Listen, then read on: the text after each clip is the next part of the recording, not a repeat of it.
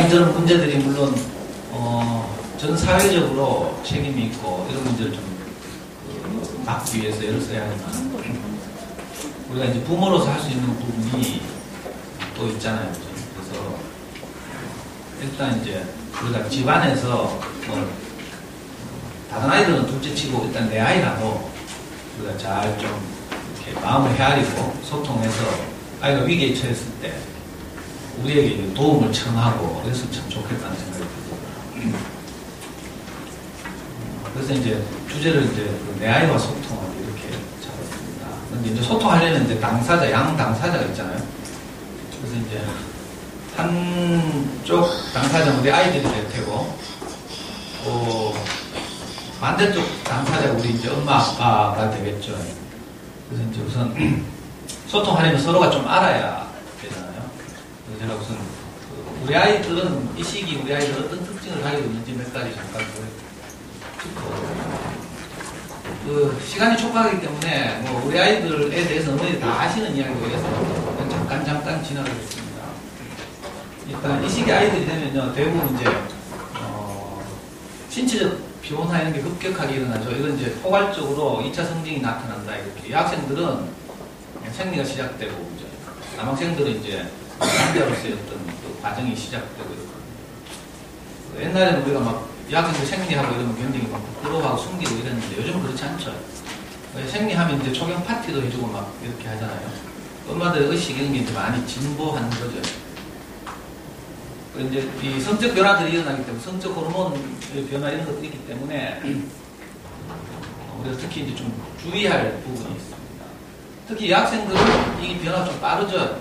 그래서 이제 초등 뭐 4, 5학년 되면 빠른 애들은 일찍 생리를 시작하고 남자애들은 여자애들보다는 조금 늦고 그렇습니다.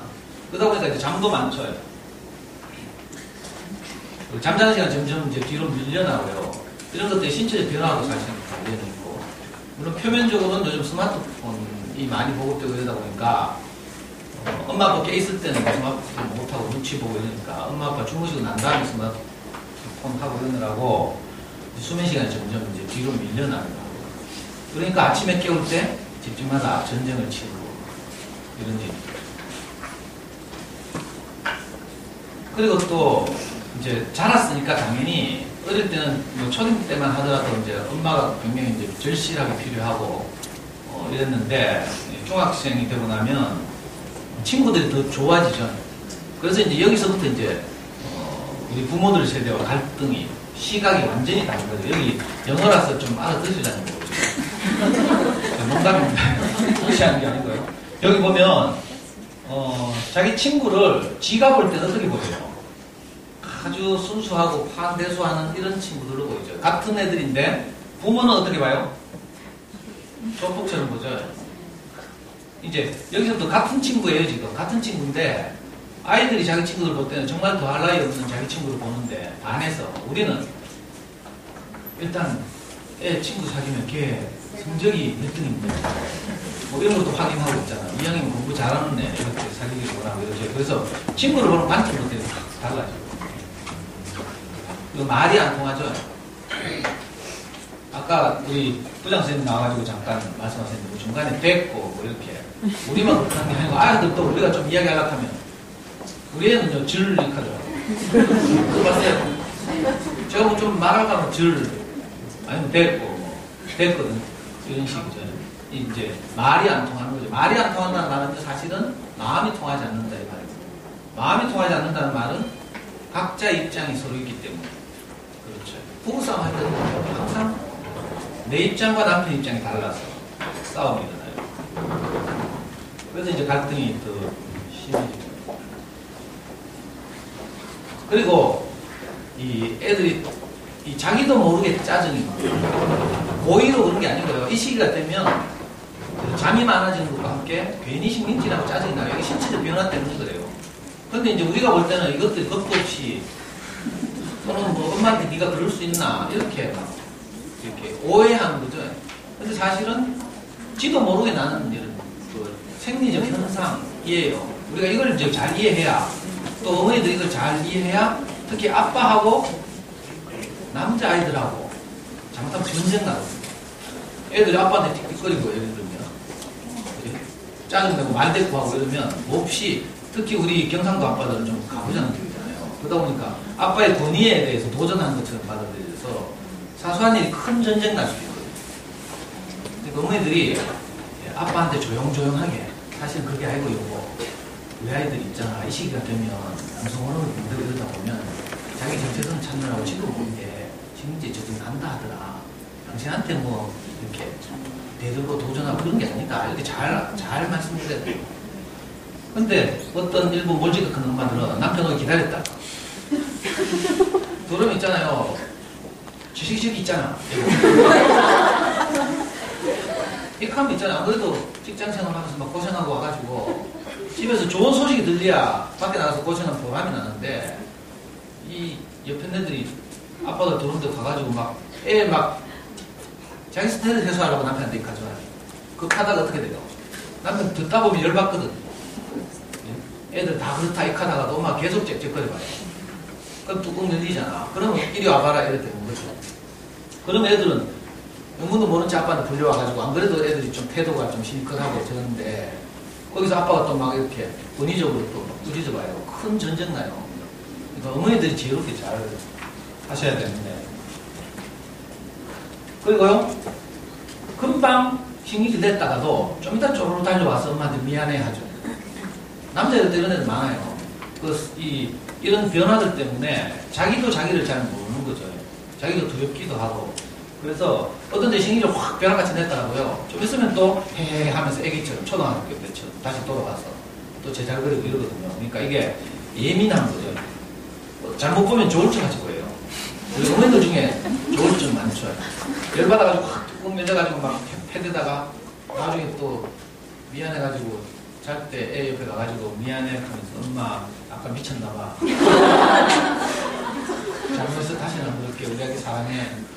그렇게 해놓고 또 다음날 아침 깨울 때는 꼬암 지르면서 막 저도 다 해봤거든요. 그러니까 애들이 요즘 이 시기 아이들이 특히 예민하고 이렇죠. 그리고 학교 가면 요즘 이렇게 아이들 세계 굉장히 거칠죠. 여러분들 뭐 다 아시겠지만. 그러니까 학교 가면 학교 가는 대로 거기서 시달리고요. 학교에서 여러 가지로 줄 서고요. 공부로만 줄 서는 게 아니고 싸움으로도 줄 서고요. 그래서 일진이라는 게 생기잖아요. 일진. 우리 축구 경기할 때요. 국가대표 일진 하면 축구 제일 잘하는 애들 이런 말이에요. 일진이라는 다른 말이 아니고요. 그 학교에서 싸움 제일 잘하는 애들이 모여서 놀고 있을 때 그게 일진이겠지. 그런데 시달리기도 하고요. 애들도 고생하는 거죠, 사실. 선생님은 또 성적으로 줄 세우죠. 또 성적이 안 되면 너 인간이라도 되라고 또 집에서 엄마들은. 또 인간되기 얼마나 어려운데 또 인간되라 하지. 또 친구들은 뭐 이런저런 것으로 이렇게 비교하고 막 이러죠. 아이들 살기 힘들어요.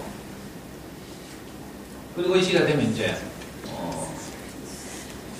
우리 아이 경험인데요. 어릴 때 아무리 실수해도 안 씻던 남자아이가 중학교 2학년이 딱 되니까 목욕탕에 들어가 1시간에도 안 나와요. 그때부터. 그러니까 괜히 어릴 때 뭐 씻으라 뭐 깨끗이 할 필요 없어요. 엄마 입만 아프고 애하고 관계가 나빠져. 가만히 두면 돼요. 나중에 이성이 눈 뜨면요. 지가 알아서 다 해가 무스 마르고 막 머리 길이도 얼마나 정교하게 막 미장원에서 자르고 왔는데도 또 지 개인가에 가지고 그걸 보고 목욕탕에서 막 시야기하고 정리하고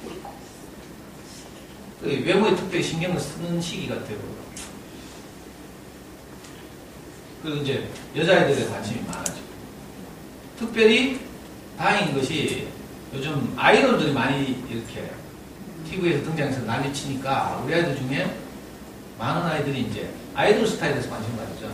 그럼 엄마들은 또 막 니는 정신 차리고 공부 안 하고 연예인 좋아하고 쫓아다니다가 또 막 오락하죠.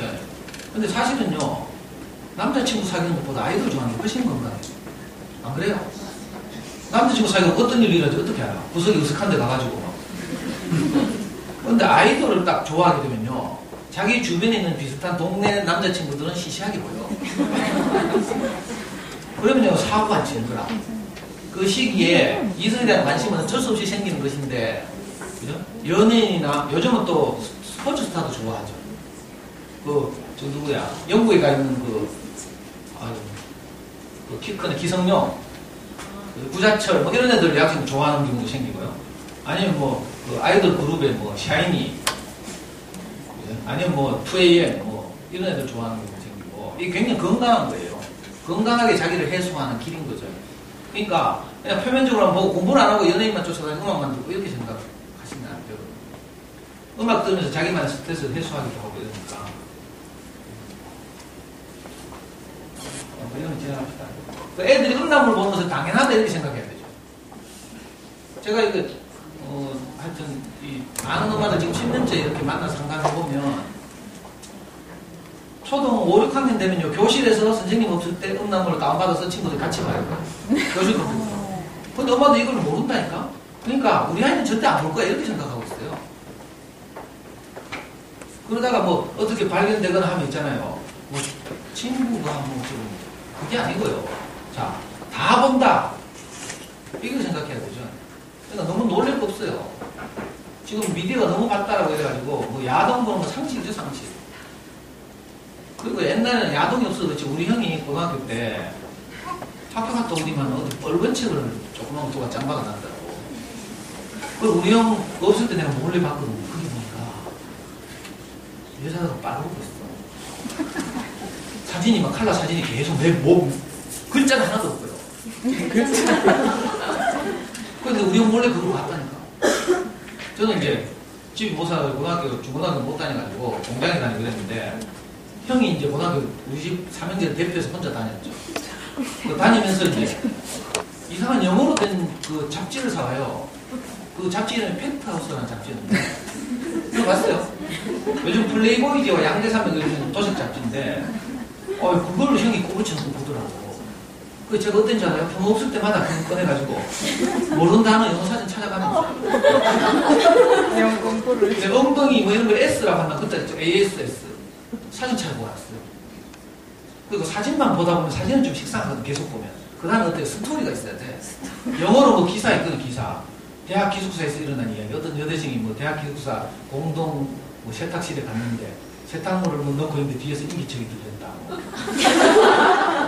와, 그걸 영어로 번역해보면 얼마나 흥미진진인 줄 알아요? 옛날 우리나 뭐 지금 요즘 아이들 이거 야동 보면 똑같은 거지. 자, 그런 시기를 거치면서 이게 질풍 노도의 시기라고 하죠. 그런 시기를 거치면서 우리가 한 개인 어른으로 성장해 가는 거예요. 그러니까 특별히 뭐 야동 보다고 난리 났다 뭐 이렇게 생각이 아니라는 거죠. 너무 두려워하시구나. 다 보고 있다 이렇게 생각하시면 돼요. 더 중요한 것이 이제 이 시기가 되면 자기 정체성을 찾고 있는 거죠. 자기가 누군지, 뭘 좋아하는지, 앞으로 어떤 것을 했으면 좋겠는지에 대한 실전적 고민이 굉장히 깊어요. 근데 이걸 엄마 아빠한테 표현을 못하는 거야. 왜? 표현하면 무시하니까. 니는 공부도 못하는 게 뭐 니가 누구야 뭐. 다 이런 생각에 신은 있는지 뭐 이런 거예요. 이런 생각 하거든요. 근데 이거 누구한테 말하면 무시당할 것 같으니까 말 못하고 혼자 봅니다. 이런 식이에요. 그래서 자기 정체성이 아직 확립되지 못해서 이런저런 많은 고민들을 하는 이런 시기예요. 그래서 우리가 이 아이들의 이 시기의 특징을 좀 알아야 사실 이것만 가지고 한 시간 할 수 있는데 시간이 제한되어 있으니까요. 아이들은 지금 대충 이제 개괄적으로 보자면 이런 시기에 놓여 있다. 이걸 꼭 기억하셨으면 좋겠어요. 우리는 어떤가면요. 간단합니다. 엄마들의 상태는 딱 세 가지로 나눴어요. 아이들은 뭐 복잡하죠. 우리는 일단 불안해요. 그렇죠? 유치원 때부터 지금까지 아이를 키워오면서 우리 사랑하는 아이들이 자라나서 장차 행복하게 살아야 되잖아요. 그리고 행복하게 살려면 우리 상식적인 생각으로는 공부를 좀 잘했으면 좋겠죠. 근데 이놈의 공부가 잘 안 되고 또 어떻게 하면 공부를 잘하게 할지도 모르겠고 막막하고 저렇게 스마트폰 맨날 만지면서 게임만 하는데 그냥 보면 될까? 저까지 중독되는 거 아닌가? 뭐 오만 생각 다 들죠. 그래서 항상 우리가 불안해요. 우리 엄마들의 상태는 불안이죠. 내가 불안하면 어떻게 돼요? 그 불안감을 주변에 접하게 돼요. 신경질 나죠. 제가 아이 때릴 때는 어떤 때였는가 하면 여러분들 제가 생긴 거 보시면 아시겠지만 저는 뭐 아이한테 막 애야 뭐 내 아들 이게 안 되거든요. 그냥 바로 숨기려면 주먹부터 나르고 발부터 차고 막 이런 스타일이에요. 제가 언제 아이를 주로 혼내 때리는 하면 내가 불안할 때예요. 왜냐하면 내 아이가 너무 사랑스럽고 소중한데 이 아이가 잘 자라나서 공부도 좀 잘하고 제가 하고 싶은 일도 할 수 있게 원하는 대학 가고 공부를 좀 이렇게 했으면 좋겠잖아요. 근데 하는 꼬라지 보니까 이래 될지 안 될지 좀 막막하거든.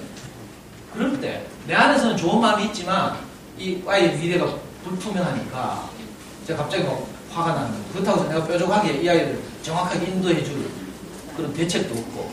그런데 주로 이제 막 우리 공통적으로 앓고 있는 질병 하나 있죠. 충동 조절 장애. 아무래도 그런 거 없어요. 한 뚜껑 열리면 막 손에 쥐는 대로 다 던지고.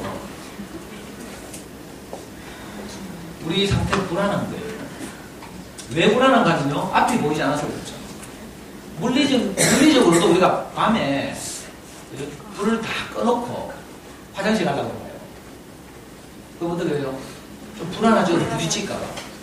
저는 이제 우리 아이가 지금 군대가 있는데, 군대 간 동안에 이제, 우리 집사람이 안방을 쓰고, 저는 우리 아이 침대를 써요. 좀 늙어가지고 이제, 학방 쓴다고. 근데 이제 우리 아이가 한 달에 한 번씩 외박을 나오거든요. 외박 나오면 지 침대를 쓰잖아요. 그럼 제가 어디 가야 돼요? 안방으로 가야 되잖아요. 이제 안방에 저는 좀 늦게 자는 편이니까, 안방에 자러 갑니다. 그러면, 저는 이제 침대를 한 번 삥 돌아서 저쪽 구석으로 들어가야 제 자리가 조금 있어요. 우리 사람이 대부분 3분의 1을 차지하고. 근데 이 침대로 돌아 들어가는데 방바닥이랑 안방에 내가 자주 안 들어가니까 곳곳에 장애물이 설치됩니다. 캄캄한데 내가 누구로 가야 되는데. 그래가지고 내가 며칠 전에 스마트폰 바꾸면서 아이폰 5를 사는데 제일 먼저 설치한 어플이 뭔지 알아요? 플래시. 네, 플래시 어플. 잘 아시네요. 플래시를 사놓고 제가 안방에 들어갈 때마다 플래시 킵니다. 왜냐면 침대 모서리 부딪힐까봐. 또 우리 집사람이 설치해놓은 부비틀에 그냥 장애물이 걸릴까봐. 그러니까 어두우면 불안해. 내가 앞이 보이지 않으면 불안하죠. 빛이 없으면 불안해. 밤에 야간 운전을 해보면 고속도로 같은 데서 낮에는 별로 두렵지 않죠. 웬만큼 운전하시면. 근데 밤길 운전을 하면요. 밤에 고속도로에서 이제 아주 빠른 속도로 달리는데 주변 환경은 내 눈에 들어오지 않아요. 그럼 굉장히 불안하죠. 저는 고속도로 운전을 한번 죽을 뻔했어요. 우리 아이 면회 갔다 오다가 구미를 지나오는데 갑자기 비닐봉지 하나가 저 건너편 쪽에서 이쪽으로 날라버렸어요. 근데 나 하얀 물체가 오니까 식별이 안 되죠. 어두우니까. 그래가지고 내가 급브레이크를 밟았어요. 실감나게 하네. 감사합니다. 그래가지고 급브레이크를 밟았는데 급브레이크를 120km 이상 달리다가 급브레이크를 밟으면 차가 중심을 잃죠. 바깥으로 튀어나가는 거야. 그래가지고 제가 놀래가지고 핸들을 잡고 다시 반대쪽 꺾었죠. 그게 중앙선도 또 넘어가네. 다시 반대로 꺾고. 이걸 몇 차례 해가지고 겨우 균형을 잡았어요. 제 뒤에 따라오던 차들은 전부 비상깜빡이 켜고요. 막. 주시하니라고, 조심하니라고. 그때 진짜 죽는 줄 알았어요. 우리가 왜 불안한가 하면 이 아이들이 커서 어떻게 해야 행복하게 될지. 이걸 전혀 모르고 무조건 공부만 잘하면 행복한 줄 알아. 천만의 말씀이에요. 아까 선생님 뭐 내신성 얘기하고 이러던데.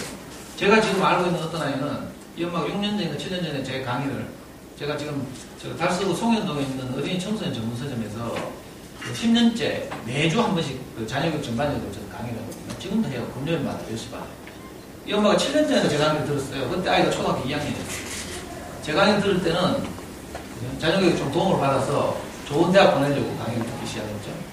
자, 그런데 아이가 자기 마음대로 안 따라했어요. 얘가 월서중학교를 나왔는데 월서중학교 굉장히 센 데죠. 알아요? 요즘 그 월성지구에 신월성지구에 그 아파트들 많이 들어서가지고 요즘 수성도 막 뺨치죠. 월서중학교는 그 중에서도 수성도 동도중학교가 막 먹어요. 학력순위 굉장히 높고 있는데 거기서 맨날 치고 이래가지고 맨날 꼴찌 가까이 하고 이랬어요. 그래가지고 할 수 없이 어디 갔는가 하면 달서공으로 갔어요. 며칠 안 됐어요. 애가 뭐라고 하잖아요. 엄마, 내 인생에서 지금이 가장 행복하다. 우리 생각에는 공부 좀 해가지고 꼭 뭐 인문계 가야 행복할까 했죠. 천만에 봤어요. 행복은 그런 게 아니거든요. 행복은 환경이나 조건에 따르는 게 아니에요. 얘는요, 엄마 아빠를 돕겠다고 어떻게 하잖아요. 지가 스스로 자동차과를 가가지고 밤까지 남아서 지금 기능사 자격증 따는 준비를 하고 있어요. 엄마를 놀래주고. 너무 신기한 일이 일어나요. 뭐 하여튼 우리 상태가 그렇다는 말이죠. 우리 아이들이 커서 어떻게 될지 모르니까 너무 불안한 거죠. 그러니까 단 한 번의 강의로 제가 어머니들의 불안감을 다 해소시켜 드릴 수는 없어요. 그렇지만 뭐 나중에 혹시 또 궁금하신 분은 제 현장 강의 오시면 되고, 하여튼 우리의 가장 큰 적은 이 불안감이다. 불안감의 원인은 내가 앞이 보이지 않았습니다. 이 아이가 커서 어떻게 행복하게 될지 이걸 모르니까. 저도요, 저한테는 아이가 하나밖에 없어요. 근데 저는 아버지가 제 초등학교를 들어갔거든요. 그래가지고 저는 중고등학교 못 다녔어요. 우리 삼형제가 아무도 중학교 못 갔어요. 그러니까 제가 공부를 못한 한이 있겠죠. 그래서 제가 아이를 딱 낳고 나니까 이 아이가 하나뿐이죠. 보기가. 이 아이가 내처럼 공부를 못하는 아쉬움이 없었으면 좋겠어요. 그러니까 어떻게 했겠어요? 아까 우리 선생님 소개하기로 20년 동안 그쪽 자녀교육에 들어오도록 하는데, 사실은 20년 동안 애한테 미쳐가지고 애 하나 잘 키워가지고 서울대학 보내보려고. 그러니까 제가 우리 아이를 공부를 잘 시켜서 좋은 대학에 보내는 것이 내 목표가 된 것 같아요. 저는 우리 아이가 대학 갈 때까지 불안했어요. 이게 실화예요, 실화. 아니, 어머니는 생각이 소박하게, 야, 반에서 한 5등 안에 있으면 5등 안에만 들면 좋겠다, 이렇게 생각하죠. 5등 안에 들면 어떤 줄 알아요? 3등 안에 들어야 되지. 3등 안에 들면 어떤 줄 알아요? 반에서 1등 하고 싶지. 1등 하면. 그렇지, 전교권에서 놀아야 되죠. 한 학년에 한 10반 있어요, 예를 들면. 그러면 반에서 1등 해도 전교 13등 할 수도 있어요. 그러니까 그런 1등은 좀 뭔가 성이 안 차잖아. 적어도 반에서 1등 하면서 전교 1, 2, 3등 안에 들어야 되죠. 전교 1, 2, 3등 안에 들면 어때요, 그 다음에? 그렇지, 전국 등수. 중학교 때는 전국 등수 안 나오죠. 고등학교 1학년 딱 올라와요. 전국에 60만 명이 똑같은 시험을 칩니다. 이른바 모의고사라는 거죠. 똑같은 시험을 쳐서 소수점 두째 자리까지 우리 아이의 성적이 그대로 나와요. 지금 제가 해보고 하는 소리예요. 저는 우리 아이가 공부를 좀 잘하면 내가 행복할 줄 알았어요. 불안하지 않을 줄 알았어요. 그건 전교 1등을 하네요. 믿으실지 모르지만. 우리 아이 목표가 서울법대거든요.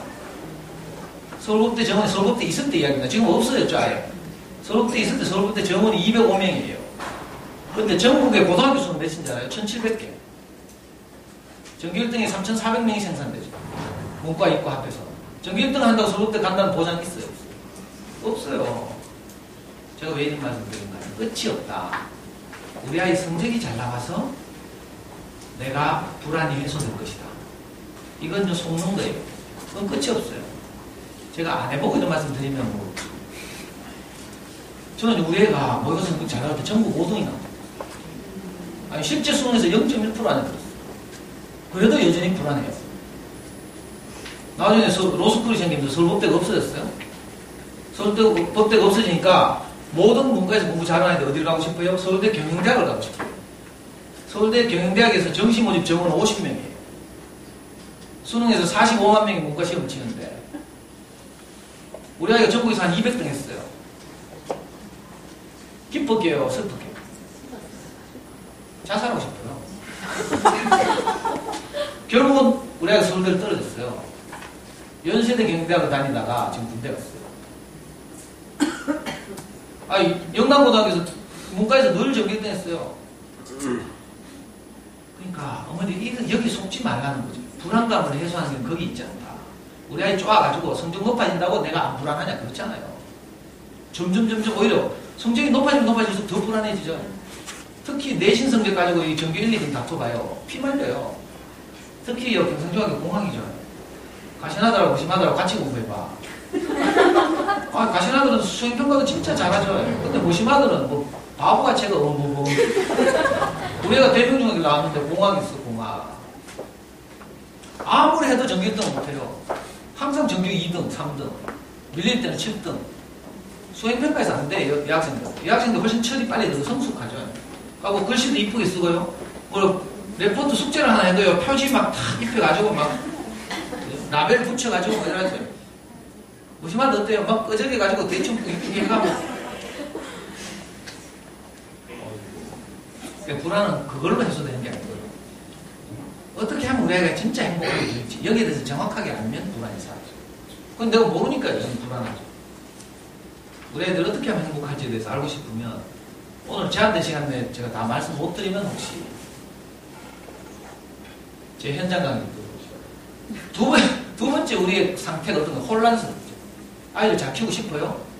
그렇죠? 불안하죠? 그러니까 뭐 교육적 선택을 하면서 키울 거 아니에요. 자, 4살 때쯤 되면 백화점 문화센터 엄마들이 나타나기 시작하죠. 거기서 팀 짜요? 레고닥터, 오르다.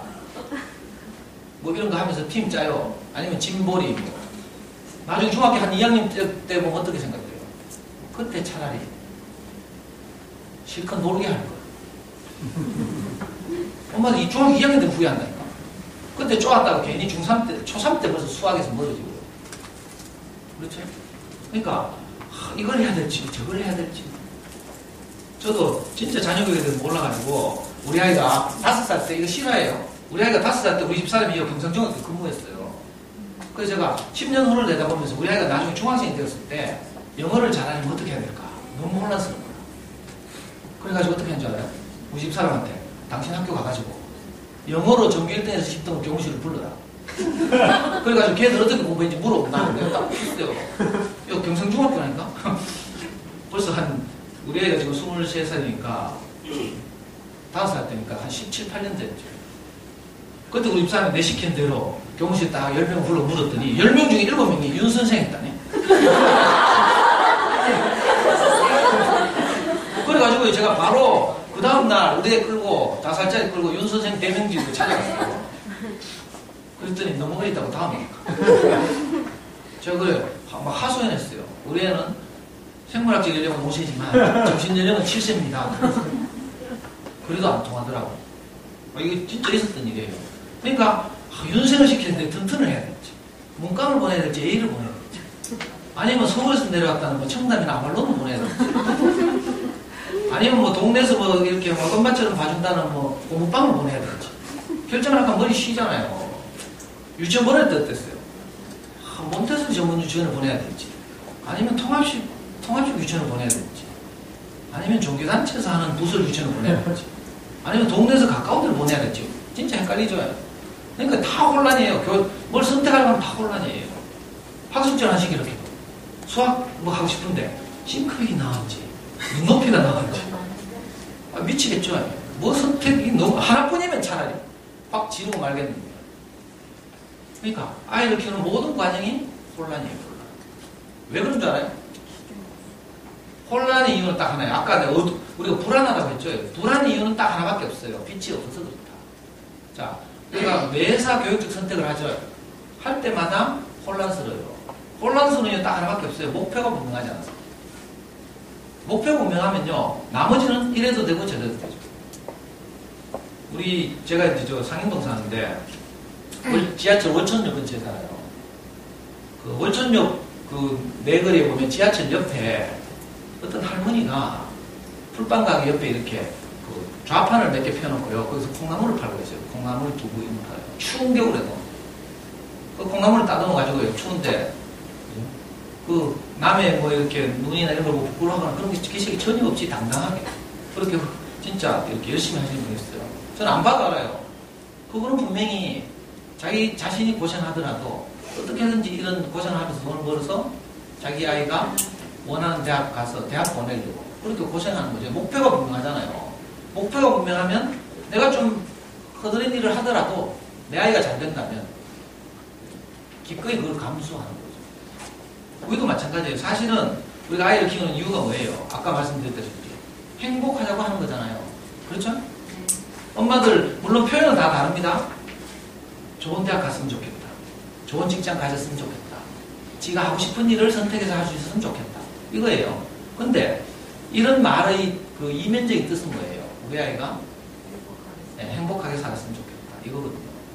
그러니까 행복이 뭔지를 정확하게 알면 윤 선생은 어떤 거 튼튼을 하면 어때요?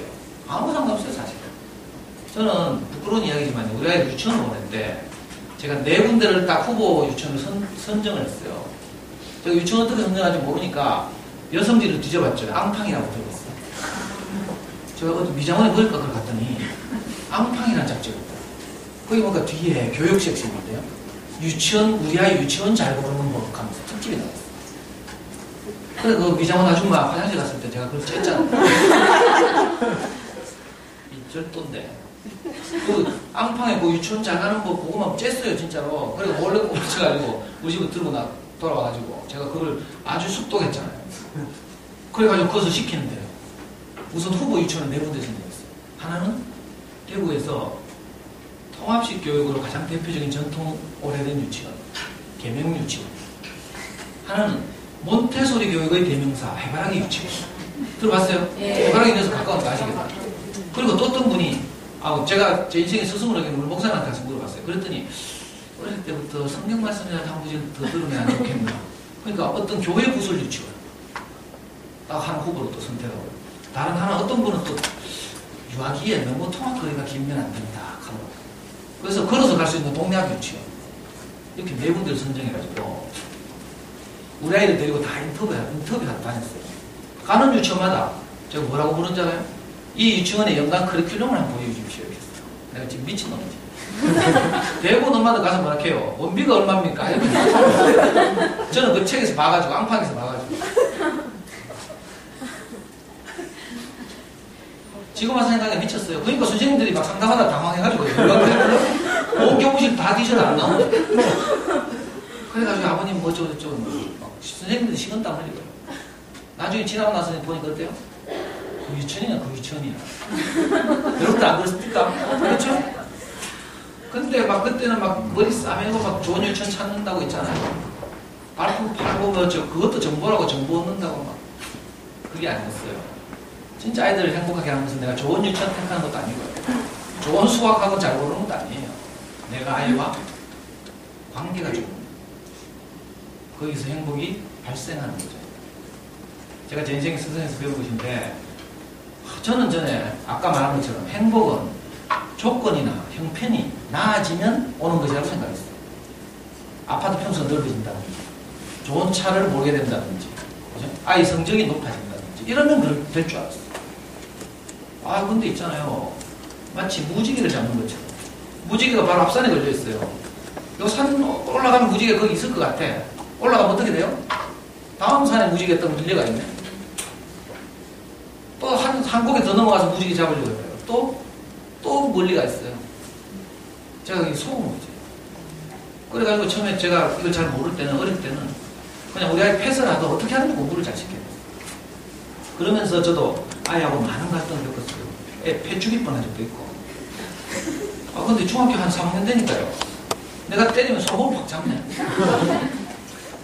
이쪽 손목을 잡으니까 내 남은 손목으로 또 남은 팔로 휘두르잖아요. 그럼 이쪽 손목을 딱 잡아요. 이 새끼 봐라. 아빠한테 대드네? 하면서 내가 힘을 쓰려고 하면 내가 손목이 제압당했잖아요. 내가 벽으로 딱 밀려요, 애한테. 아이고.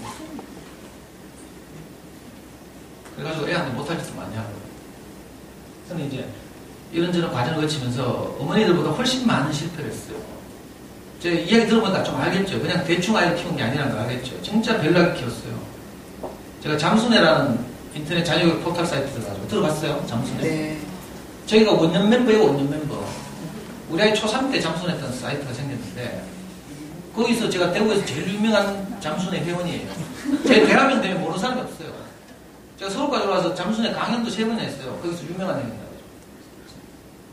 잠수네 커가는 거예요. 유료 사이트예요. 뭐 적지 마요. 1년에 10만원씩 내야 들어가는 곳이에요. 예를 들면 일반 포털 사이트로 말하면 우리나라의 네이버 같은 곳이죠. 자녀 교육에 있어서의 네이버 이런 곳인데 연간 회비가 10만원이에요. 제가 거기 들어가서 우리 아이 대학 들어갈 때까지 왜 대구 촌바닥에 있으니까 자녀 교육에 대한 최첨단 정보를 모르잖아요. 그래가지고 서울 대치동에서 어떤 학원을 다니는지 교재는 어떤 걸 쓰는지 이거 이제 좀 도움을 받아요. 그러니까 얼마나 별났겠어요. 그러니까 시행착오도 많이 했죠. 제 시간이 너무 짧아서 다 말씀드릴 수 없어서 참 아쉬워요. 근데 저도 똑같이 어머니들처럼 뭐 하나 선택하려고 하면 진짜 괴로운 거예요. 뭐 정확한 판단이 안 서. 이걸 선택해야 될지, 저걸 이 학원 보내야 될지, 저 학원 보내야 될지. 그래가지고 엄마들 주로 하는 일이 뭐예요? 도모동 엄마들 가면 뭐 하는 줄 알아요? 도모동 골목골목마다 공부방, 오피스텔 얻어가지고 하는 다 있어요. 유명한 학원들은 배로까지 나와있지만 정말 알짜배기 학원들은, 전문 학원들은 다 숨어있어요. 오피스텔. 어떤 범어동 엄마들, 특히 범어사동 엄마들은 이런 데 쫙 순례를 하면서요, 다이어리에 그 면담 결과 있잖아요. 상담 결과를 다 정리해요. 그래가지고 필요할 때 우리 아이를 그 학원을 딱 보내. 언어 영역이 필요하다. 보강이 필요하다. 그럼 그리 보는 거야. 이런 식으로. 여기는 뭐, 이게 대명 몇 동이죠? 네? 이동. 대명 2동. 제가 살던 뭐 대명 부동이랑 비슷하네. 그러니까 여기는 뭐 어디 둘러봐도 보낼 데가 마땅한 데가 있잖아요. 아이고. 동네 험하기는 또 골목 많고. 여기 상황도에 보면 교통정체도 얼마나 심한지. 제가 우리 집사람 4년 근무하는 동안에 4년 동안 우리 집사람을 내가 출퇴근을 시켰거든요. 이 동네인데 사정을 다 알아요. 그러니까 우리가 왜 아이를 키우면서 한편은 불안하고 두 번째로 혼란스러운 거 하면 내게 목표가 분명하지 않습니까? 저는 해보니까요. 아이가 내하고 마음이 통할 때 제일 행복해요. 우리가 엄마 아빠 사랑해 이렇게 말할 때 나는 엄마 아빠가 태어나는 것이 너무 좋아 이렇게 말할 때 정말 행복해요. 우리 아이 성적이 오를 때 잠시 기쁘죠. 근데 그건 지속적이지 않아요. 왜? 다음 시험 또 남았어요. 그러니까 혼란을 해결하는 방법은요. 내가 왜 아이를 키우는지 이걸 분명히 하는 거죠. 왜 아이를 키워요? 행복하게 하기 위해서. 아니에요. 이걸 늘 되새겨야 돼요. 아침마다. 외출했다가 집에 들어가잖아요. 그럴 때 이렇게 기도하세요. 현관문 앞에서. 우리 아이가 지금 이 현관 안에서 무슨 짓을 하고 있더라도 내가 그냥 지나가게 하옵소서. 이렇게 기도하고 들어가라니까요. 저는 그랬어요. 왜냐면 들어가면 뻔하거든. 컴퓨터 하고 있거든. 엄마들은 또 컴퓨터 하다 엄마 오면 또 끄는 척하고 막 하잖아요. 그리고 안 했다 하죠. 했다 하는 것도 안 했다 하는 게 기특하잖아요. 근데 엄마는 또 뭐 그 거짓말 한다고 또 막 컴퓨터 온도 측정하고 있다. 본체 막 만져보고 막. 그거 해수구야 자꾸. 우리 없으면 어차피 하는 거예요. 그래 미안해가지고 끄고 막 안 했다 하는 게 고마운 거지 사실. 내가 하는데 내 인생 내가 알아서 웃자라고 이렇게 하면 더 갈 길이 없어요. 그러니까 오늘 돌아가시는 길에 그렇게 기도하고 들어가시는 거예요. 우리 아이가 무슨 짓을 하고 있더라도 내가 지나가게 하고 있어. 게임 좀 하면 어떤데요? 애들이 매일 게임하면서도요. 게임 한 번도 실컷 한 적이 없대요. 왜 그런 줄 알아요? 왜 그런가 하면 한 번도 마음 편히 한 적이 없거든요. 애들 말이 거짓말이 아니에요. 맨날 엄마들이 눈치 주제, 잔소리하지, 감시하지. 그러니까 온도 측정하지. 엄마들 뭐 모니터나 키보드 빼가지고 많이 다녔죠. 그런 감시 체제에서 몰래 조금씩 틈새로 하는데 언제 지가 실컷 했다는 생각이 들었어요. 우리 아이 친구 중에 지금 군대 가 있는 애가 있는데 그 아이가 카더라고. 얘는 내가 볼 때 우리 한 집에 살았거든요. 한 다세대 주택에 한 곳에 살았는데 얘가 항상 하는 말이 제가 볼 때 항상 게임을 했어요. 이 엄마 아빠가 맞벌이를 했거든요. 그래서 낮에 맨날 격투기 텔레비 보거나 아니면 게임을 했는데 나중에 중학생이 돼가지고 막 울면서 항변하는 말이 나는 한 번도 게임을 실컷 해본 적이 없다. 왜 그래요? 맨날 잔소리하고 이랬으니까 마음 편히 해본 적이 없다. 근데 우리 애는 중학교 2학년 때 제하고 우리 집사람이 동시에 일본 출장을 간 일주일 동안 간 데가 있어요. 그때가 기말고사 기간이었는데 우리가 기말고사 치고 들어오면 낮 12시죠. 밤 12시까지 지 혼자 있으면서 막 실컷 한 거라 일주일 동안. 그냥 게임 실컷 했어요. 그러니까 그런 말 안 해. 그리고 느낌이 어떻다고 하니까 허무하더라고요. 그러니까 아예 양껏 한번 시켜보라니까. 그러면 끝이 나요. 우리 아이 이 중학교 2학년 상황인데 정확하게 기억이 안 나는데 우리 아이가 염색을 하겠대요. 우리 아이는 소문난 모범생이거든요. 제가 이 달서구에서 지금 자녀교육 강의를 10년째 하고 있어요. 그 잠수에 커가는 아이들에서 그리운 번님 아들 명예익하면 정말 모범생으로 소문나 있어요. 제가 다니는 교회도 있죠. 온 데서 우리 아이는 진짜 모범생으로 소문나 있어요. 자, 근데 이 아이가 중학교 2학년인가 겨울방학에 염색을 하겠대요. 전마가 번쩍번쩍 뛰더라고. 근데 저는 아까 말씀드린 것처럼 그 제 인생의 스승을 통해서 아이와 관계가 좋아지는 것이 행복해지는 길이라는 걸 어렵지 않았죠. 그래서 과감하게 내 체면 자존심 다 내놓고요. 뭐 주변에서 야 상도 아들이 염색했더라고 이런 소리 할 수 있잖아요. 근데 그걸 각오하고 제가 남의 시선에 이런 걸 내려놓고 우리 아이 보고 염색하러 가자 했어요. 그때 나는 염색하는데 한 3만 원 될 줄 알았어. 근데 우리 애가 아빠 끌고 간 곳이 롯데백화점 7층에 박준 미용실. 요즘 또 박준 매스컴 타대. 박준 미용실 가니까요. 염색을 그냥 하는 게 아니고 탈색부터 하네. 까만색을 빼내는데 4만 원. 착색을 2번 해요. 아이가 원하는 색깔을 내기 위해서. 한 번 착색할 때마다 4만 원, 합 12만 원 견적 딱 나왔어요. 3만 원 예상하다가 너무 충격적이어가지고 막 울면서 호소를 했죠. 제발 좀 할인해달라고. 그래가지고 한 번 할 때마다 3만 5천 원을 할인해가지고 도합 10만 5천 원. 그래 우리 애가 뭐 하얀 머리인지 노란 머리인지 막 완전히 덮었었어요. 그것뿐입니까? 계약할 때가 됐어. 또 해야 되죠. 이번에 8만 원. 원래 했던 물 빼고 다시 블루블랙인가 뭔가 또 하는 거야. 야, 돈 엄청나게 들었어요. 근데 참 신기한 일이 제가 내 뜻을 내려놨죠. 근데 그해 겨울, 중2 겨울인지 중3 겨울인지 제가 정확한 기억은 아닌데 그해 겨울 이후로 우리 아이가 한 번도 염색에 대해서 말한 적이 없어요. 지금 23살 됐고. 너무 신기하잖아요. 해보니까 별거 아니거든. 근데 우리는 막 그거 막 막으려고 잔소리하고 뭐 염색하는 분들 보면 대부분 일진이더라 뭐 네가 정신 똑바로 차리고 인간이 돼야지 그게 뭐고 뭐 아빠가 밖에 나가서 돈 얼마나 빼빠지게 벌어오는 줄 아나 뭐 다 맞는 말이지만 맞는 말이 애 죽이는 거죠. 우리는요 맞는 말이 논리적으로 옳은 말이 좋은 건 줄 알아요. 근데 그렇지 않아요. 관계에 있어서는 부모가 하는 맞는 말들이 아이를 잡죠. 틀린 말 한마디도 안 하거든. 어른들이. 그러니까 목표를 분명히 했으면 좋겠어요. 세 번째는 우리 엄마들 상태가 아이들을 잘 키우기 위해서 매일 고생하죠.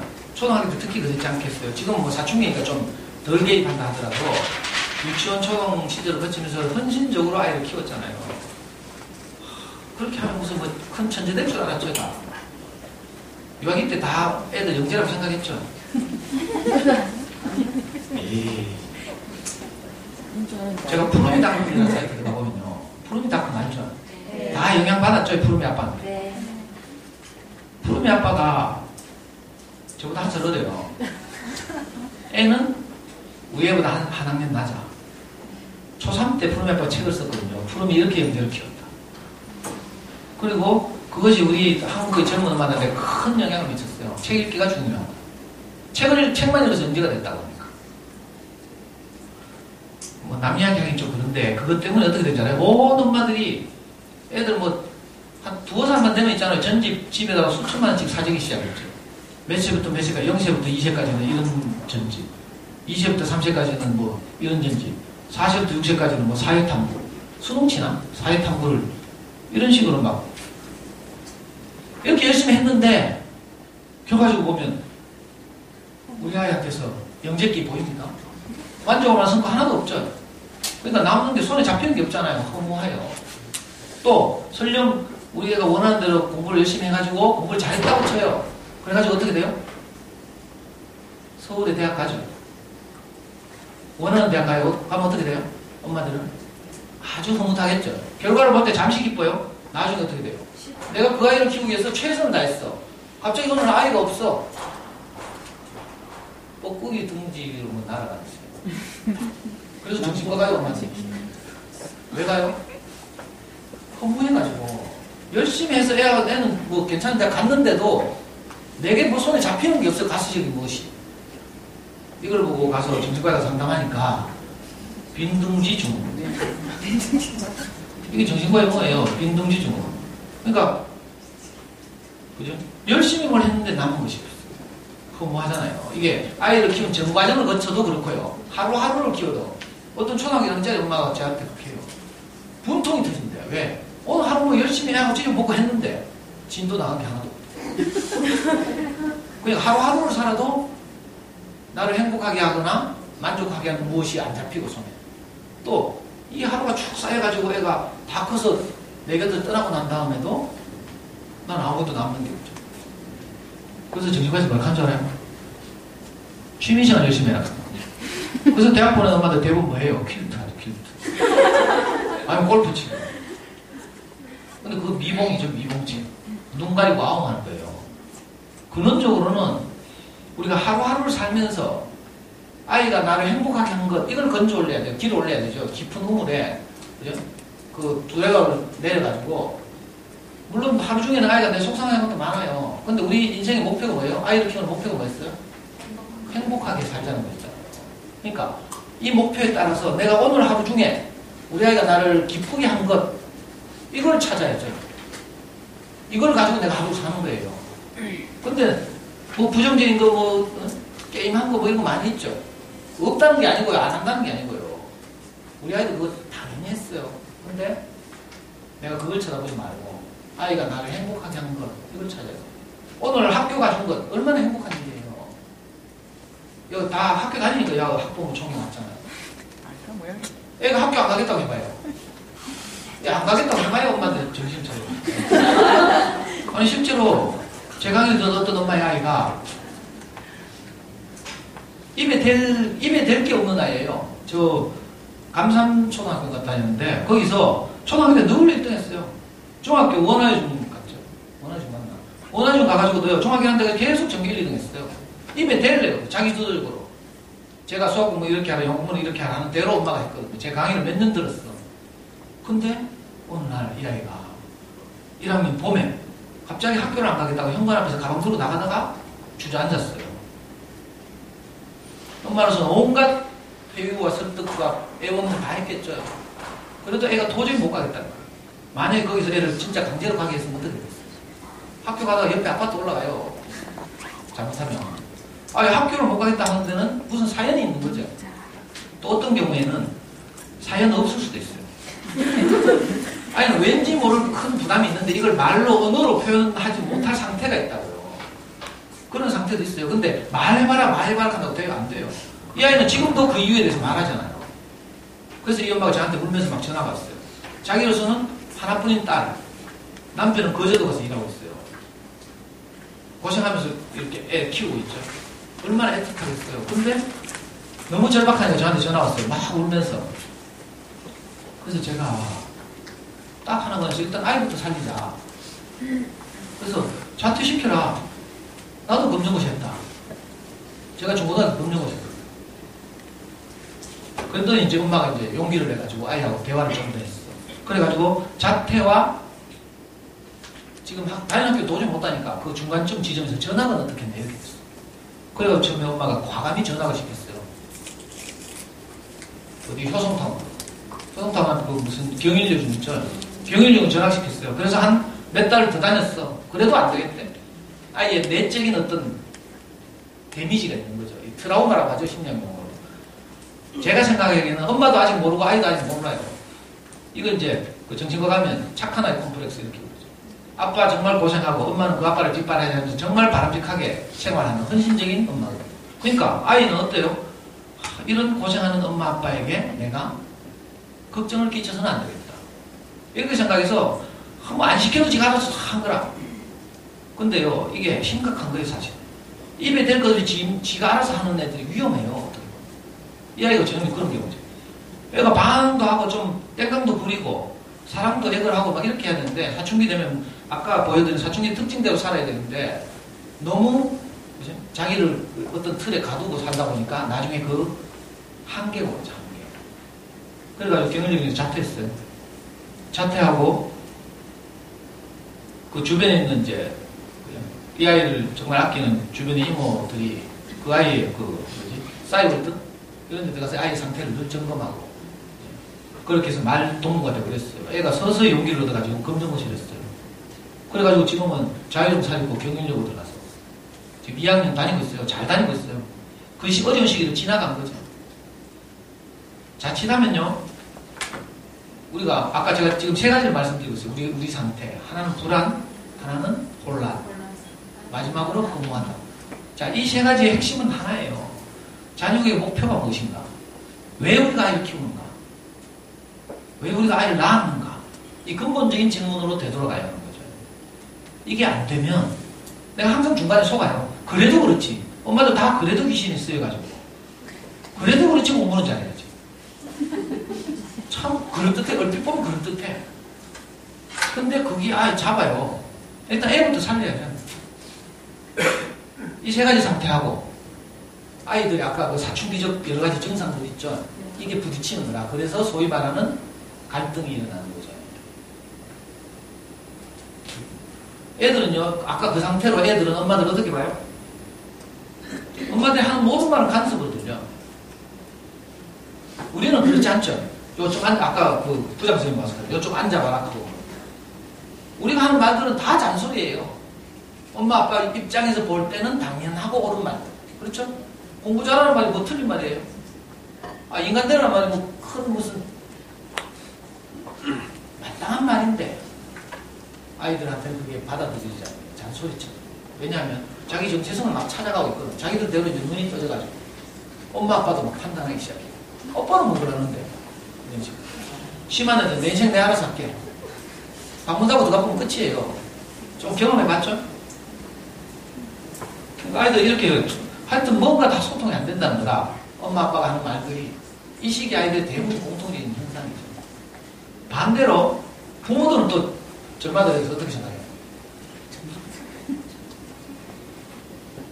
아까 말한 것처럼 아이들이 뭐 이유 없이 짜증내고 하잖아요. 그 시기에 당연히 일어나는 일이라고 생각되지 않고 부모에 대한 권위에 대한 도전, 반항 이렇게 자꾸 해석하는 거죠.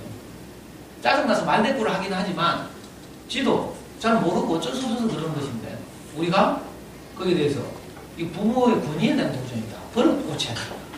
이러면 이제 큰 사건 나죠. 그래가지고 어떤 애가 반항을 하는데요. 내가 아빠 이 하는 대로 그대로 해줄게 하면서 집에 있는 텔레비를 다 부수더라고. 아빠 평소에 술 먹고 내가 그랬잖아 하면서 나도 그대로 할게. 실제로 그래가지고 얘가 중학교 1학년 때 아빠한테 2번 심하게 구타를 당했는데 그게 자기한테 너무 큰 상처가 돼가지고 중3 딱 되니까 집에 있는 가재동을 다 부수고 학교 안 가겠다고 개기는 거야. 그래서 또 이 엄마 울며 저한테 전화 와가지고 제가 아이 직접 만나고 겨우 달래가지고 졸업을 시켰어요. 그래가지고 공고 갔는데 공고 가서 한 달도 못하는 자퇴했어. 지금 검정고시 하고 있어.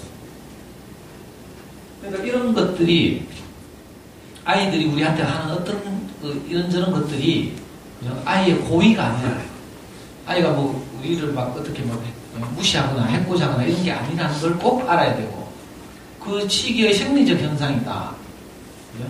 이런 걸 꼭 엄마들이 좀 잘 이해하고 이걸 또 아빠들에게 잘 말씀드려서 특히 아빠들이 그 아들들이 본인에 도전하는 것이 아니다. 반항이 아니라 저 시기에 다 저렇다 하더라. 좀 기다려주자. 이렇게 엄마들이 양질의 조언을 아빠한테 해야 되죠. 아빠들 헷갈하게 하지 말고. 저처럼 성질 급한 아빠들 엄마가 뭐 애한테 하는 소리 듣잖아요. 그럼 잡아요. 저 실제로 그런 경험이 있어요. 5살 때. 제가 이 교회가 있는데 애가 바깥 그 교회 길가에서 놀고 있는 거야. 애가 재밌게 노는데 엄마는 이제 큰 길에서 노니까 위험하다고 애한테 계속 잔소리를 해도 안 들어오니까 열심히 예배에 참석하고 있는 저한테 우리 와이프 쫓아와가지고 아이한테서 부정적으로 이야기하는 거예요. 저는 좀 제 인생 좀 회개하고 좀 열심히 잘 살아보려고 예배에 참석하고 있는데 열받게 애 엄마 말 안 듣는다고 계속 내한테 쩍쩍거리잖아요. 그래서 제가 또 예의충동 조절장애 증세가 발동해가지고 뚜껑 열렸어.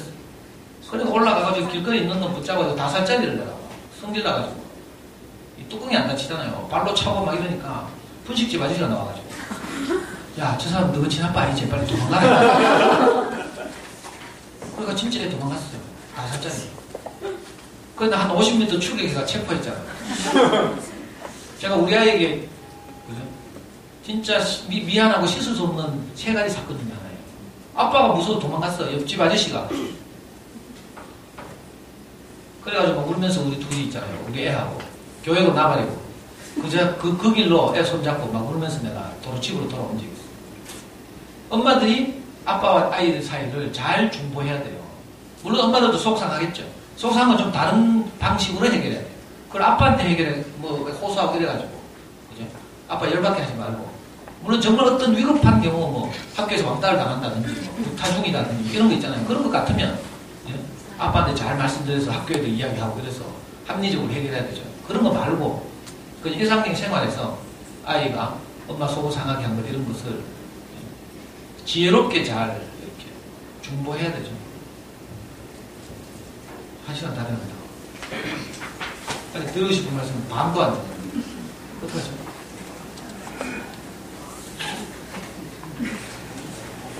이게 다 치우고요. 시간이 다 됐으니까 제가 한마디만 할게요. 아이를 키우면서요, 우리 소원은 공부를 잘하게 했으면 좋겠죠. 공부 안 할 수는 없고, 근데 공부는 어떻게 잘해요? 애 상태가 안정돼야 돼요. 뭐 학원 보내고 뭐 이런 게 아니에요. 정서, 이걸 이제 전문가들은 정서라고 하죠. EBS에서 나온 화면입니다. 정서적 안정이 필요해요. 정서적 안정은 어떻게 가능한가? 우리가 아이에게 늘 어떤 우리 마음을 표현해야죠. 나는 너를 사랑한다.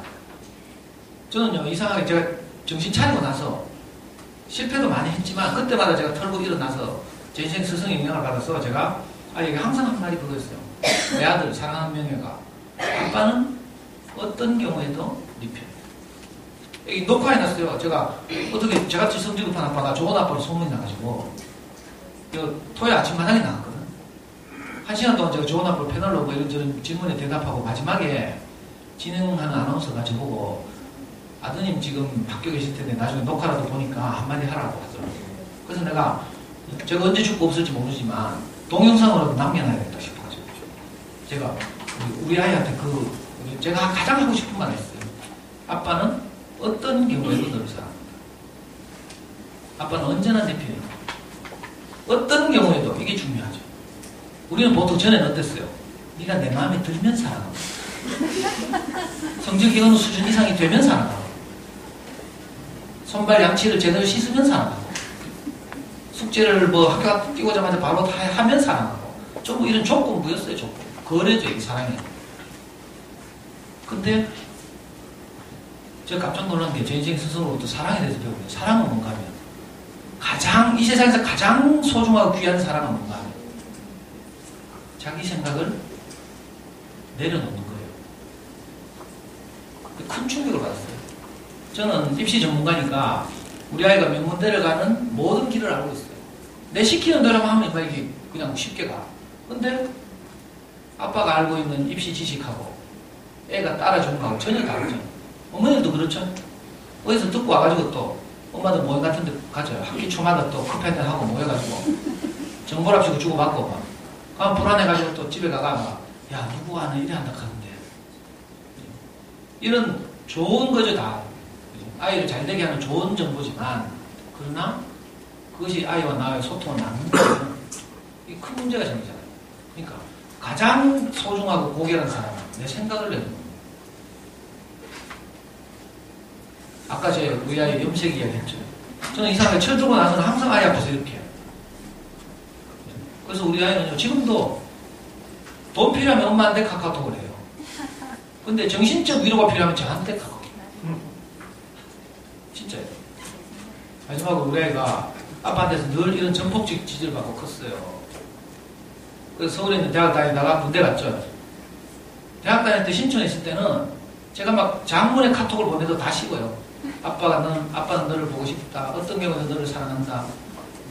모든 사람이 너를 부를지라도 뭐 하나님께서 너를 버리지 않으신다. 뭐 이런 막 용기가 되는 막 성경구절도 막 써서 보내고요. 막 그래도요. 웬만하면 다 씹고 딱 보면 읽긴 읽었어. 카톡 보면 안 읽었으면 안 읽었다고 표시돼 있죠. 근데 씹거나 은혜를 베풀 때는 한마디. 근데 인명이 군대 가더니 우리 아이 해경 같거든. 해경. 훈련 받고 나서 자대에 배치를 받았는데 30톤짜리 조그만 배에 배치를 받았어요. 낮에는 경찰 직원들 5명하고 전경 3명이 생활하고 이 5명의 직원이 퇴근하고 나면 전경 3명이 배 안에서 내무 생활합니다.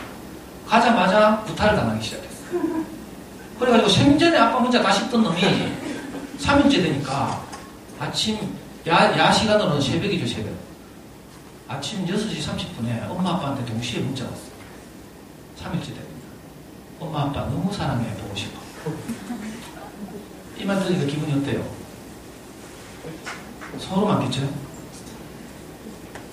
얼마 전에 덕원중학교 아이가 유서 남긴 거 있죠? 뭐라고 했어요? 나는 더 이상 내 맞는 시간을 끝내고 싶어. 엄마 아빠 너무 사랑해. 그리고 미안해. 이렇게 했어요. 진짜 비극적이죠. 저는 딱 직감했어요. 얘가 이렇게 엄마 아빠 사랑해 너무 보고 싶고 이렇게 말할 애가 아니에요. 이거 위기인 거라 위기. 엄마 아빠 사랑한다 한다고 좋아할 일이 아니라 가면 좀 진작 만나서 말하지. 그걸 보고 더군 중학교에는 왜 사랑하면서 그래. 자기 생각밖에 없는 거죠. 자기 생각에는 이 문제를 해결하지 못할 것 같아. 아니 중학교 2학년짜리가요. 일 있으면 전화 가면 되잖아. 이사해도 되고요. 정한되면 자퇴하면 되지. 얼마든지 해결할 길이 있잖아요. 근데 이게 지 생각밖에 못하니까 그런 극단적인 선택을 하는 거야. 평소에요 우리가 엄마는 어떤 경우에는 너를 사랑한다. 꼭 이야기해야 돼요. 우리 아이가 부탈당하기 시작했는데 물론 그쪽에서는 선임 민만은 뭐 군기 잡는다고 그랬을 수도 있어요. 그리고 우리 아이 기질이 좀 약해서 그럴 수도 있고. 폐경원 가면 제일 쫄병이 밥을 해요. 배에서. 멀미 막 나는 배에서. 바다 위에 배가 떠있죠. 멀미도 죽겠는데다가 부탁까지 당하죠. 세수도 못하고 신참이죠. 얼마나 두렵겠어요. 막막하고 30톤짜리 조그만 배에 갇혀가지고 얘가 너무 두려워가지고 그 밑에 두 놈이 같이 맞다가 울면서 둘이 손을 잡고 이렇게 합의를 했대. 우리 신고하자. 하나는 우리보다 석 달 빠른 놈이고 둘이 신고하기로 했어. 근데 이 고참이 눈치를 챈 거예요. 그래 중간 놈을 회유한 거라. 야, 니 다음 배방 나가면 휴대폰 들고 들어오면. 회경에서는 이제 직원들은 보통 묵인하고 그 내무반장이 고참이 허락하면 폰을 쓸 수 있어요. 문자 일과 시간 후에. 그래서 둘째 놈이 고참이 휴대폰 갖고 등록하니까 그만 배신한 거야. 아이고 그래가지고 이틀 더 맞고 금요일 돼가지고 저한테 전화가 왔어요. 배에는 비상 전화기가 다 있어요. 그래서 고참 몰래 저한테 전화와서 아빠 좀 살려줘. 제가 그 이야기 듣는데 어떻게 했어요? 얼마나 제 인생에서 가장 큰 답답함, 절망. 아 근데 군대 간 놈을 내고 간단 말이에요. 아무리 제가 천하에 그래가지고요. 그날 밤에 잠이 안 오는 거야. 불안해가지고. 그리고 우리 아이가 전화번호를 하나 불러주더라고. 이 전화번호 전화해봐가지고 불러주더라고. 받아 적었어요. 뭔지 모르고. 그리고 무조건 새벽에 동 트자마자 우리 집사람 학교 휴가 내고 저하고 같이 고속도로를 4시간 달려가지고 부대를 찾아갔어요. 찾아가는 길에 우리 아이가 그 전해준 전화번호를 제가 전화를 했어요. 전화를 했더니 해양경찰청의 본부인 거라. 본부에서 전경을 담당하는, 전경을 관리하는 최고 직급의 책임자예요. 이 양반이 우리 아이가 그 해양경찰학교에서 훈련을 받을 때 교수 요원으로 와가지고 그 훈련병들 향해서 여러분들이 그 군대 생활을 하다가 정말 어려울 때 이 전화를 하면서 칠판에 적어줍니다. 우리가 또 수업 태도 좀 좋겠어요. 그리고 교재에다 그 전화를 적어놓은 거예요. 그래가지고 제가 전화를 해서 막 울면서 우리 아이 좀 살립시다 일단. 제가 아이를 4살 때부터 키워봐서 아는데 평소에 우리 아이가 이렇게 문자할 애가 아닙니다. 그랬더니 이 양반이 아유 아버님 전화 잘하셨습니다. 보통 부모님들은 보통 인터넷에 막 떠올리고 막 이래가지고 우리 해양경찰의 명예를 떨어뜨리고 문제도 해결하기 어렵게 만드는데 아버님은 저한테 전화 잘하셨습니다. 제가 평택해양경찰에서 바로 전화할 테니까 빨리 가서 아드님 만나서 안심시키십시오. 이렇게 하더라고요. 가니까 본청에 전화를 받고 뭐 서장하고 다 나와가 막 주차장에서 저를 기다리고 있더라고요. 저는 대구 촌동네에서 온다고 이 사람들 무시할까 싶어가지고 일부러 안 입는 막 양복 입고 넥타이 메고 있잖아요. 콧, 바바이 코트 입고 막 선글라스 끼고 막. 제가 서장실 들어갈 때까지 선글라스를 안 벗었어요. 그래 또 들어가가지고 우리 아이 데리고 나가니까 서해에 출동했던 배가 돌아왔어요. 처음에는 막 일마들이 막 핑계 대면서 뭐 바다에 출동했기 때문에 뭐 한번 출동하면 2박 3일 있다 옵니다. 계속. 그래서 제가 막 고함 지르고 막 제가 운동권 출신이거든요. 금융고 제가 대학 가서 10년 동안 제가 데모를 전문으로 했어요. 그래가지고 막 싸우기 시작했죠. 그러니까 이제 이 사람들이 아이를 하여튼 배를 돌렸어요. 그래가지고 애를 만났죠. 아, 막 얼굴 시커매 애가 일주일 동안 세수도 못해가지고 겁에 질려가지고 이제 신고는 했지. 이름 커졌지. 애가 얼마나 두렵겠어요.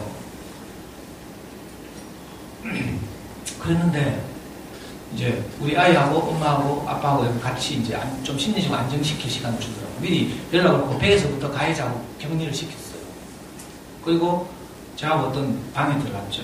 방에 들어가자마자 우리 아이가 그 전에 저한테 살려달라고 하기 전에 수요일인가 저녁에 아까 문자 왔다 했죠. 저녁에는 전화가 왔어요. 전화가 와가지고 아빠 그 말 좀 해줘. 무슨 말 하니까 왜 언제나 내 편이라는 말 있잖아. 그러더라고. 그래서 제가 무슨 일이 있구나 싶어서 정말 간절한 마음으로 아빠는 어떤 경우에도 네 편이다. 그리고 아빠뿐만 아니라 아빠 인생을 행복하게 이끄신 저는 이제 하나님을 믿으니까 아빠를 행복하게 하신 하나님이 너도 행복하게 하실 것이다. 두려워하지 말아라. 이렇게 막 최선을 다해서 호소를 했죠. 그리고 나서 이제 이 사건이 터진 거예요. 그래, 우리 아이가 저를 보더니 막 통곡을 하면서 우는 거라. 울면서 뭐라 하잖아요? 아빠, 불효를 저질러서 미안해. 이렇게 말해요. 그런데 깜짝 놀라가지고 누가 네 보고 불효했다 하더냐 하니까 지휘관들이 배에서부터 이 서까지 인수인계 받아가지고 저를 데리고 오면 우리 아이를 데리고 오면서 우리한테 이야기하지 뭘 그걸 그만한 일로 부모님한테까지 이야기하는 이 싫어하는 거라. 그렇게 정경관리를 잘해가지고 그랬지. 맨날 애들 자살하고 하잖아요. 속 천불 나는 소리 하고 있어. 이거 학교폭력도 이런 일 유사해요. 물론 좋은 선생님도 많이 계시지만 잘못하면 뭐 우리한테 이야기하지 할 수도 있다니까. 우리 애는 우리가 살려야 돼. 학교 선생님한테 도움도 청해야 되지만 아이고 그래가지고 제가 이렇게 말했어요. 너는 한 번도 아빠에게 불효한 적이 없다. 아빠가 4살 때부터 너를 키워왔잖아. 너는 한 번도 아빠를 속상하게 한 적이 없다. 왜? 실제로 그런 일이 없겠어요?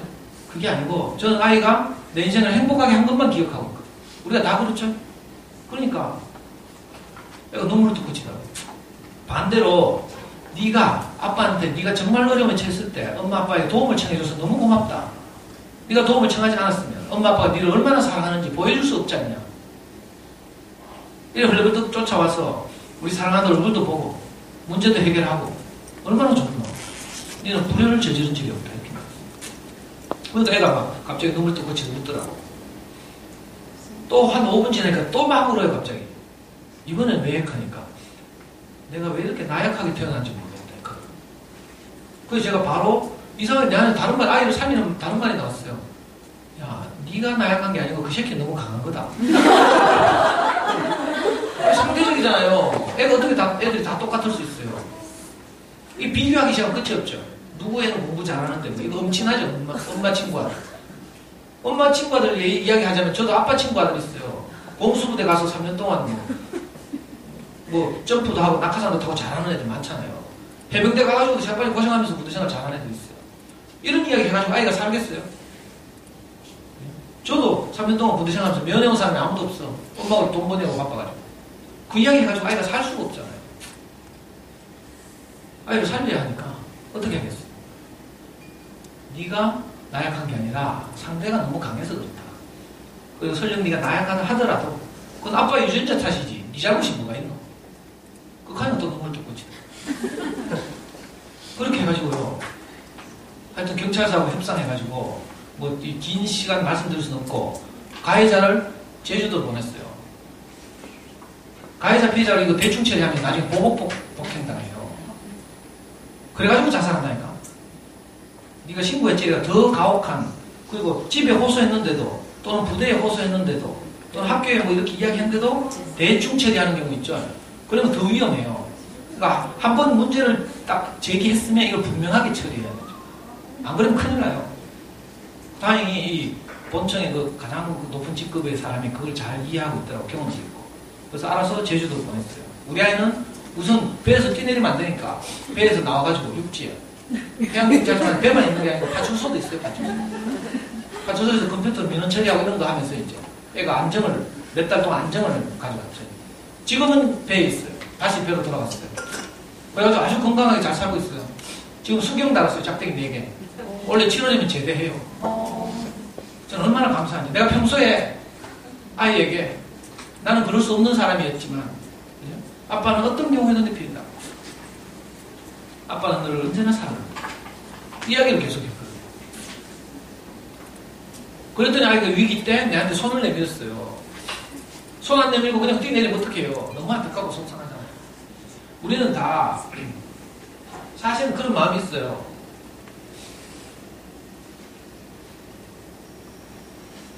이 어릴 때 제가 우리 아이한테 가장 정말 행복한 마음을 읽어준 그림책이에요. 이 그림책 보면요, 우리 처음 아이를 낳아가지고요, 우리가 다 이런 마음을 아이를 키웠죠. 여기 보면 너를 사랑해 언제까지나. 너를 사랑해 무슨 일이 닥쳐도 내가 살아있는 한 너는 나의 귀여운 아기. 이렇게 엄마가 아기를 키울 때 처음 이런 마음으로 아이를 키워요. 자, 근데 아이 키우다 보면 어때요? 저지레도 하고 사고도 치고 막 하죠. 속상해요. 그렇죠? 사고도 치고요. 반항도 하죠. 버릇도 없이 지금 할머니 식사하는데 지금 먼저 식탁을 끄기도 하고. 이게 사춘기 때 막 노래 부르고 밴드 한다고 찌랄도 하고. 우리 애들하고 다 비슷하죠. 그리고 커서는 이제 우리 부모에서 떠나서 기숙사에는 대학도 가고. 이러면서 얼마나 이런저런 일들이 많았겠어요. 이제는 엄마는 늙고요. 아기는 너무 커가지고 자주 볼 수 없게 됐어요. 근데 이 엄마는 어떤가 하면요, 애가 속상하게 하고 저지레를 하고 이럴 때도 뭐라고 말해요? 우리 속마음, 겉으로는 우리 혼내고 막 했지만 우리 속마음 어땠어요? 언제까지나 우리는 너를 사랑해. 그러니까 이 엄마는요, 이렇게 어릴 때도 사춘기 반항할 때도 항상 같은 마음이었어요. 우리하고 똑같죠? 우리도 뭐 고래고래 고함도 지르고 막 했지만, 찌랄병 했지만, 우리 깊은 마음은 어땠어요? 우리 아이가 너무 소중했잖아요. 이렇게 청년이 되어서도 이 엄마는 항상 같은 마음이었어요. 나중에 이제 엄마는 늙어가고 아이는 다 커서 어른이 돼서 장가를 갔어요. 이제는 엄마가 더 이상 아들이 집에 와가지고 그런 말을 못 해줘요. 이제 거꾸로 아들이 엄마 집에 찾아가서 엄마한테 이렇게 말해요. 사랑해요, 어머니, 언제까지? 어떤 일이 닥쳐도 내가 살아있는 한 당신은 나의 어머니. 그리고 이 아들이 집에 돌아와서 이제 어머니 생각을 하겠죠. 그리고 어떻게 해요? 먼 산을 보다가 아기 방에 들어가서 자기 아기를 끌어안고 자기 어머니가 자기한테 한 것처럼 똑같이 그 마음을 표현하는 거예요. 너를 사랑해 언제까지나. 너를 사랑해 무슨 일이 닥쳐도 내가 살아있는 한 너는 늘 나의 귀여운 아기. 이렇게 우리가 부모님이 우리를 키우면서 얼마나 많은 사랑과 은혜를 베풀었겠어요. 근데 우리가 이거 다 갚을 수 없잖아요. 그러니까 우리가 어떻게 해요? 우리 아이에게 갚는 거지. 우리 부모님 은혜 안 갚아도 돼요, 사실. 감사하고 참 이렇지만 그 부모님이 우리를 그렇게 사랑했던 것을 우리는 다시 아이들에게 물려주면 돼요. 그게 우리가 그렇게 아이들하고 행복하게 사는 것이 부모님에 대한 효도이기도 해요. 그러니까 제가 어머니께 꼭 부탁드리고 싶은 말씀은 그거예요. 이 그림책의 주인공처럼 우리가 뭐 이렇게 저렇게 싸우기도 하고 사건이 일어날 때마다 뭐 실패도 하고 하지만 그래도 우리 깊은 속에 보면 우리가 우리 아이들이 너무 소중하잖아요. 그래서 평소에 이 마음을 표현하는 거죠. 이 마음이 들었을 때 뭐 속상할 때는 할 수 없고 뭐 욕하든지 뭐 웃자든지 지금 던지든지 그러나 이 마음이 들었을 때 항상 표현해 줘요. 저도요 매일 미친놈처럼 내 아들아 아빠는 어떤 경우를 사는데 이렇게 말하는 게 아니에요. 아이가 힘들 때 내게 기회가 올 때 그 기회를 놓치지 않고 이 표현을 계속했거든요. 그러니까 아이가 자기 인생이 절망적일 때 저를 찾더라고요. 카톡을 얼마나 많은 그 문자를 주고받은지 몰라요. 내가 아이들 살리기 위해서 아이에게 용기가 되게 하기 위해서. 근데 옛날에 내가 해놓은 말 때문에 아빠는 어떤 경우에는 네 편이다. 어떤 경우에도 희망을 잃어서는 안 된다. 이 말을 꼭 아이들한테 해야 되죠. 그래야 혹시 우리 아이들이 어려움이 생길 때 우리한테 말할 수가 있어요. 왜 중학교 2학년짜리들이 그 문제 해결 못해가지고 자살해요. 말할 사람이 없거든. 엄마 아빠한테 말해봐야 뭐 번화 많아 뭐 잔소리 하기 뻔하고 뭐 그까짓 거 가지고 뭐 하고 다 그리 큰다 하고 이렇게 말해요. 지는 조심스럽게 이야기를 꺼내는데 아까 중학교 1학년 여학생 이야기했죠. 지가 왜 학교를 못 가겠는지 말을 못해. 지금도 안 하고 있어요. 사실은 지도 모를 거라 왜 그런지. 근데 자기 내면 안에서 그런 큰 부담이 생기는 거죠. 그러니까 오늘 뭐 이 자리에 귀한 시간 내가지고 뭐 학부모 총회한다고 하셨는데 너무 제가 분위기를 좀 무겁게 해서 죄송하긴 하는데요. 적어도 아이하고 소통하려면 이런 우리가 좋은 마음이 들어서 아이를 사랑한다는 말을 꼭 좀 해주세요. 그리고 요즘 좋은 거 있잖아요. 카톡 있잖아요.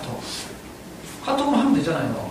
오늘 집에 가시거든 네이버에다가 이거 꼭 검색해봐요. 엄마도 그렇단다. 엄마도 그렇단다는 시가 있어요. 어떤 무명의 엄마가 썼어요. 우리가 정말 아이에게 하고 싶은 말, 우리 본 마음은 그렇지 않다는 것을 진짜 멋들어지게 쓴 시가 있어요. 지금 인터넷에서 급속도로 퍼지고 있죠. 엄마도 그렇단다. 이걸 꼭 검색해가지고 사랑하는 우리 아이들에게 사춘기를 지나느라고 정말 고생하고 있는 우리 아이들에게 꼭 한번 엄마 마음으로 읽어주든지 엄마 말로 하든지 우리 마음을 좀 전해봐요. 그래서 우리 아이들이 어떤 경우에도 자기 소중한 인생을 포기하지 않고 소통하면서 서로 사랑하면서 살 수 있고 행복은 관계 안에서 발생하는 것입니다. 꼭 기억했으면 좋겠어요. 시간에 제한이 있어서 너무 급하게 말씀드려서 죄송합니다. 다음 기회에 혹시 추가적인 강의나 뭐 이런 게 도움이 되고 싶으시면 매주 금요일 10시 반에 네이버에 호쇼치라고 치시면요. 달서구 송현동 지하철 송현역과 월천역 사이에 어린이 청소년 전문서점이 있어요. 제가 거기서 무료로 10년 동안 지금 어머니들 만나서 강의하고 아이들 상담하고 하거든요. 혹시 필요하신 분은 도움이 됐으면 좋겠습니다. 잘 들어주셔서 감사합니다.